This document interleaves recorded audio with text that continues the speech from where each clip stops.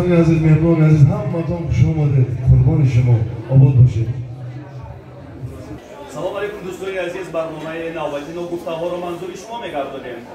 امروز برنامه ما تهیه می‌شود از طرفخانه بهار عجم واقع در کوچه دوستی خلق‌ها 47 شهر دوشنبه. بیایید بهره برداریم.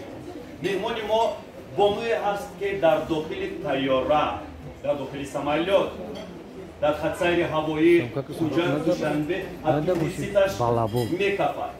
در حالت خیلی دشوار او را به دوشنبه می‌آورند.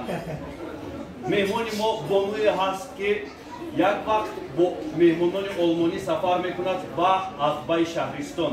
در اتباع شهرستان فشارش آنچنان بلند میشود که بیهوش او را به بیمارخانه شهرستان می‌آورند.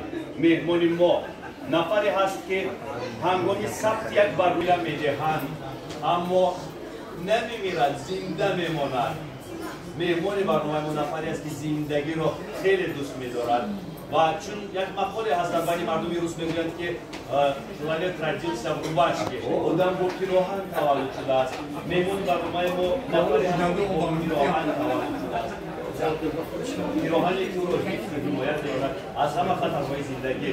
گلبهار غفورова هنرپیشه معروف شناخته بانو مفتاح درود.